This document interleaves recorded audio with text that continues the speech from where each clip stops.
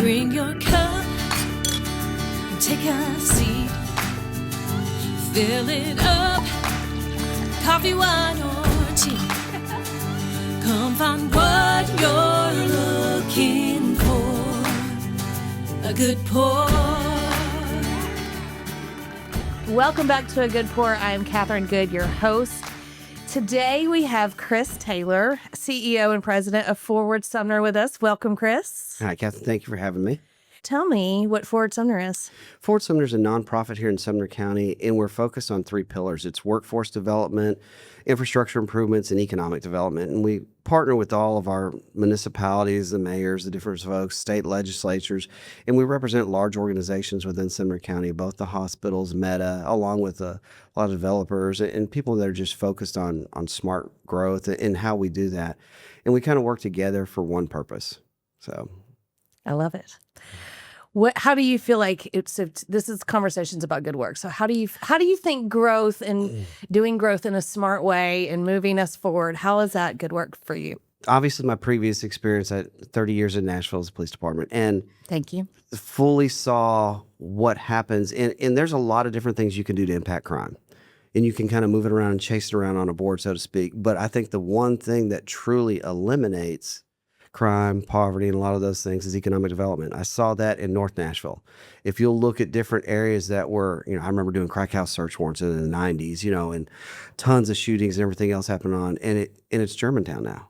And it's locations where, it's loft homes, it's restaurants, it's really cutting edge. And that all was a slow change, but it was a change based on economic development. And I firmly believe that the best way to improve people's lots in life is through careers, through giving them opportunities. And I strongly think that just one person is worth any effort. And I know a lot of people sometimes lose perspective of that, but if you can change one person, taking them out of that situation, creating them a career, that's going to be generational change. It's wealth, it's generational wealth for the family, but more importantly, it's opportunity, because that offers better education, better resources, just an opportunity for everyone in that family from one person having a better job. And so it's really important. That's what kind of drove me when I left the department. I retired and was looking for something else to do. And I just felt like I needed to have a purpose still. And I found it with this. And it's just being able to make things a little bit better, however it might be.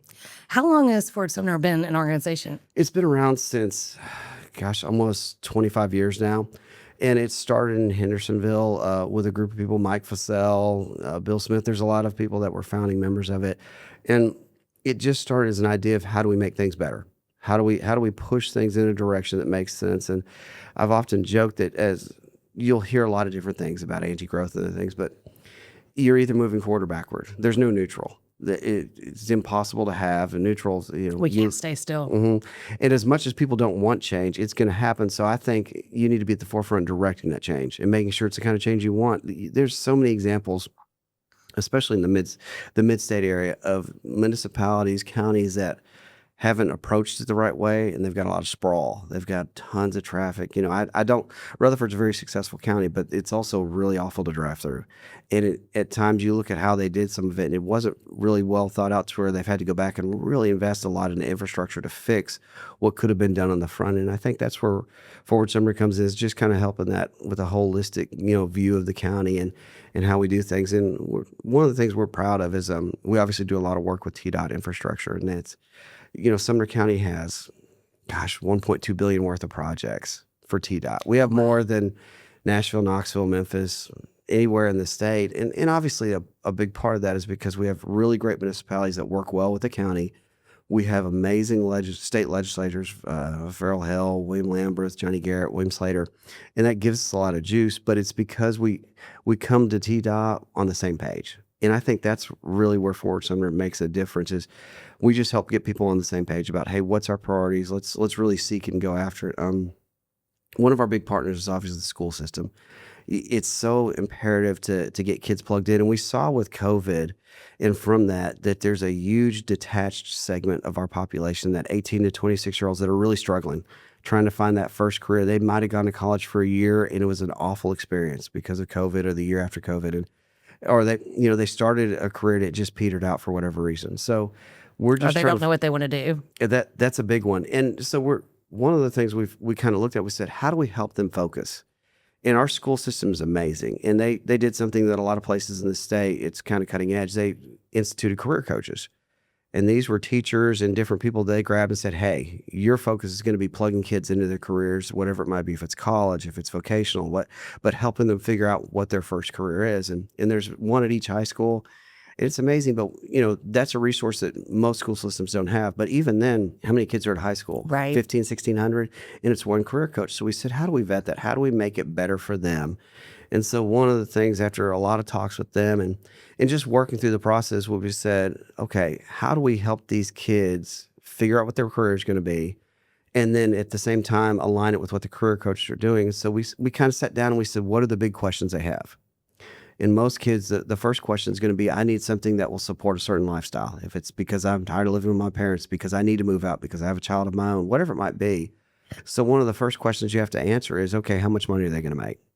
And then the second question, which I was a little surprised, but was really prevalent, was, where can I live to do that? And most of them want to stay in their same area. They want to be around Sumner County. They want to be in the Nashville area. So we said, okay, are the availability of jobs locally there? So that was a big part of it. And so we started kind of going from that. And it's funny, when we started looking at this in 2022, prior to AI, and it was a lot of Excel sheets, and it was a nightmare. It was a train wreck. Oh, and, yeah, and we just kind of stopped and we said, this is not going to work. There's no way to viably have a library or a resource where people can look and say, what career is affording me this much money at this location and this type of training. And in 23, when AI came around, I know this is right in your wheelhouse, but it was really neat to see that we started saying, okay, this is a potential. This is a possibility. So we partner with some great people at MedTech and some help through my good marketing. And what we did is we just sat down, we said, okay, here's what we need. We need something. It's got to be a tool. It's got to be something easy that kids can go to and say, I want to be whatever. And it tells them, okay, here's how much that makes. Here's the number of jobs that are available in the mid-state area, so they know if they've got to move or not. Here's the training that's required, and here's where you get the training, and here's the links to sign up for that training. And oh, by the way, here's how you pay for the training with student aid and everything else. And so it was a really simple project. I kind of joke in that we took all of that to these guys, and we said, okay, now how do you do this in a way that makes sense? And we also want to do it with open source data, because that way it's easier to check on. And so we aligned it with the federal guidelines for descriptions of vocations. And our career coaches were really invaluable in kind of saying, this is what's important. This is how easy it needs to be. Because we said, there's a feeling that you need to help people more so than maybe 10, 20 years ago. You'll hear that, oh, I did it myself. That's not realistic anymore. The kids we're targeting have been through a lot, have been through different things, and are more detached socially than we've seen before in the past. And part of that's social media and also just phones and everything else. It's society as a whole. So we kind of said, okay, we need to hold their hand while we go through this process to make it really easy. And it's not just kids. There's a detach for parents. Most people, the vocations they're familiar with are the ones they have or that their friends and family have. And that's it. Mm-hmm. Other than that, they really don't have a clue what other people do or how they do it. And so we wanted to make sure and broaden that. So that way the parents could see, we have kids that say, I want to be an entrepreneur. And you're like, okay, what do you want to be an entrepreneur in? Because you're going to have a trade or a skill. And so it's how do we help people do that and then sell it to the parents so they understand. So we, again, worked through this portal. We created a career pathway portal. So that's what it's called. It's called Yes. the Career Pathway Portal. Yes, ma'am. And Clean this up for me. No, you're good. You covered that, but a student will be able to basically go to the site and the thought was research. We want to make it simple, so it's phones, so it's going to be mobile based, but it's also you can pull it up on a website. But there's QR code. Yeah, and it'll be posted at the high schools and middle schools, and they'll just simply they'll look at it, go to it, and it just says, what do you want to be? So if you want to be, I want to be in law enforcement, I want to be a teacher, I want to be in medical, whatever it might be, and then it defines it. And our school system is great. They've got 37 CTE programs, so it's pretty amazing. We have more than anybody else in the state, and so it can be broken down by clusters. Like, hey, I know I'm interested in this field. Here's all the jobs that pop up in that, and when it gets to it, it's pretty detailed information. And again, really gifted, talented people at MedTech and Nathan Johnson that we had doing it. So they took it and just really ran with it. And one of the things I've always been really big proponent on is if you're in leadership Know your limitations so that way you surround people that make up for that. Yep. And these guys were great because I said, here's what it has to do, but I don't want you to limit that. I want you to be creative. I want you to think. And they took it and ran with it. So what happens is if you put in a profession, it's going to pull up the jobs related to that topic. But more importantly, it's a little card and it just says, hey, here's how much they make today. Here's the projected income over the next 5 years. Here's how many jobs are open a day. If it's say you want to be a teacher, okay, there's 250 jobs in Sumner County, 150 in Robertson County, whatever it might be, but it projects how many should be open over the next 4 or 5 years. Because a lot of these kids, they're figuring this while they're in high school. So these jobs are going to be 4 or 5 years down the road by the time they graduate and do additional training. So and the job force is going to be changing, right? Absolutely. So I love that you did that because that it can bring in new data and bring in I'm quoting stats of executives are quoting that as many as 80% of entry-level jobs, 60% of jobs, entry-level jobs will be gone in 2 years, professional entry-level jobs because of AI. So the workforce is going to be changing, right? And so when they go and start to look at what they want to do or what they could do, and they see jobs declining in the next 5 years, like that should be a red flag, right? Exactly. And the flip side is too, there's some professions that there's like aviation. There's a projection that over the next 10 years, we're going to have just a huge deficit in pilots and mechanics. And that's because they're forced to age out at certain times. So when you look at the career pathway portal, it says, hey, look, 5-6 years from now, there's going to be this many opportunities. So it gives kids what we're hoping is just a template for them to sit down with their parents and go, hey, I'm interested in this. This will be available in 5 years. It's going to be at a salary that I can live with, and you can put me out if you need to, that kind of thing. And so it really just helps vet a little bit. So that way, when they sit down with their career coaches, they've been through something. And what I love our schools do too is it's called U Science, and they start it. It's elementary. It goes through about 8th grade. And what it does is it's the old school when you used to have vocational testing. It said, hey, you're slotted. What color is your parachute? Yeah. What was that book? Yeah, I was always slotted to be the janitor. So, but instead, this one just says, "Hey, here's where your gifts and talents are. Here's what your interests are." So you ought to look at ways to do that. And we've aligned in the career pathway portal. It says what skills each of these positions require, Okay. and so that way, if a kid's interested, they're like, "Hey, this doesn't really match up with me," and they can look at that a little bit deeper and start realizing, okay, this is maybe not a good match, or hey, it's a great fit because it's right along the same lines, whatever it might be. And so what do you hope, what age group is going to start to use this? Really, well, initially my thought was like juniors and seniors, and it just shows why, again, you should have really great people around you, because what they said was, no, Chris, you're off. It needs to be freshmen. It needs to be our middle school kids, because here's what's so important is on the career pathway portal, it's going to offer the classes and the specialties that our school system has. And the reason we say that is, let's say you want to go into welding at TCAT. That's great, so we know where that path is. But you know what? At Liberty Creek, you can get 88 hours of your 1,600 hours you need at Liberty Creek ahead of time, so you can already start jumping into that. Every student's offered five dual enrollment classes. That's literally almost a semester of classes that they can go to college with. So the idea is we need to get them plugged in early. So if, hey, I want to be a teacher, I'll give you an example. In the 8th grade, I realized I think I want to get into education. Okay, that's fantastic, because what we'll do is we'll line you up with your career over the next 4 years in high school, where you can knock out all those dual enrollment classes. And then you can turn around and also get lined up to be a teacher's aide and when you graduate and start working and getting indoctrinated into the Sumner County school systems from that side. But more importantly, you can go to Vol State, where there's a program that in another year and a half, you'll have 2 years done. Oh, by the way, they've got a partnership with Belmont so that you can do that last year that you're going to need for school on Vol State's campus through Belmont, have a Belmont degree. And the whole time you've been working for Sumner County Schools, they're going to turn around and bring you right in. You already know where your job's going to be. You know what you're going to do. And by that point, you'll have been able to experience elementary, middle, high school, know which facet you're really interested in. So it's not just finding a career for a kid, it's making sure that it's a fit through internships, senior projects, things like that. They have a pathway. Yeah. They can see and making it. sure they're successful at it. Okay. I mean, people are going to change. We realize that people change careers a lot, way more than I was probably the last group that's going to go somewhere for 30 years and get a pension. That just doesn't happen anymore. But we want that first career to be successful, so that way they're set up and they understand what's important for them at the next job. What's it going to take for, I mean, we talk a lot about this in my age group. You have a high schooler too, but I have a junior and then a freshman, and we talk often like, if they can get a job here, it's going to be hard for them to find a place to live. What kind of environment do we have to start to create for young people to be able to afford to live in Sumner County? And that's one of the things. There's a group we're actually working with through Forward Sumner called KCS. They're out of Texas. They build. You don't want to say starter homes because that's an anomaly anymore, because starter homes.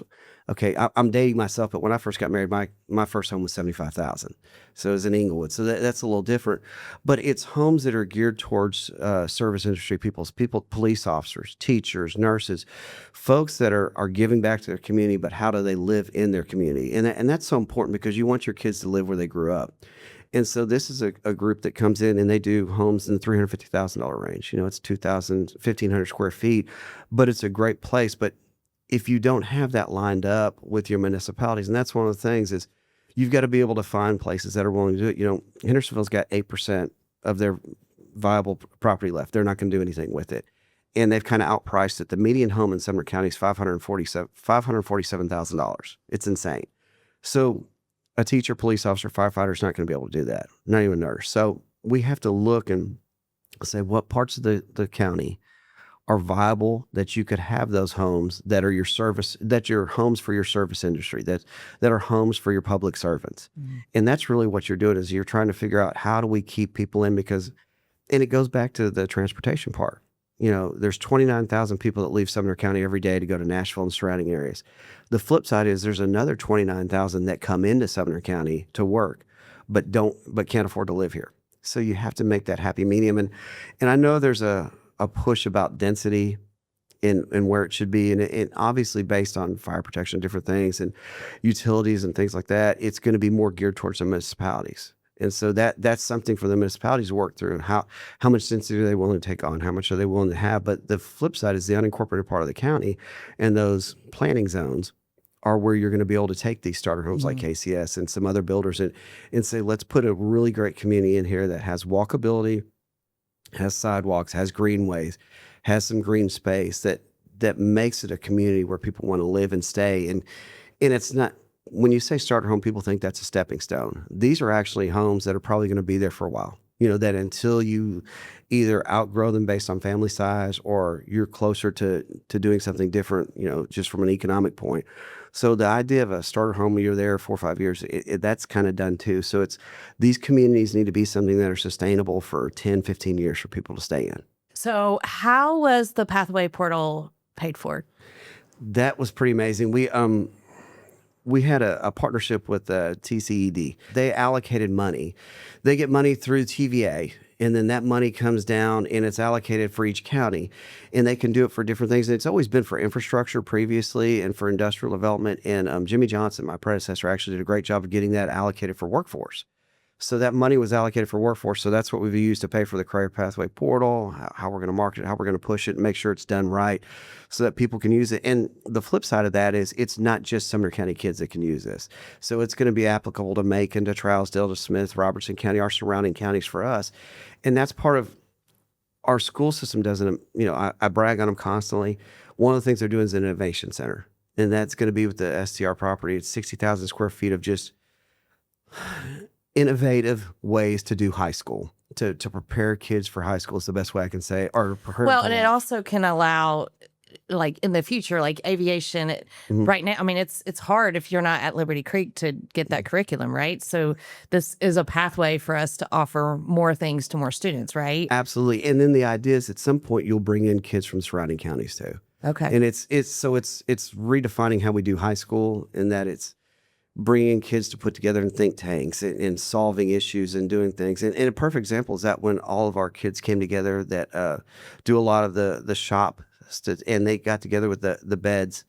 The beds for nonprofit. They built the bed. Yeah, they built all the beds for, the different folks in Sumner County don't have beds, kids that don't have beds. So just little things like that. And that's a big focus. Frankie Skinner and Dr. Langford have pushed, is that they want to have service in giving back to the community and teach kids that, because that's something we don't have. Yeah. And if we don't reiterate that and refocus it, then we're going to have a generation that doesn't understand what it's like to give back and to make things better.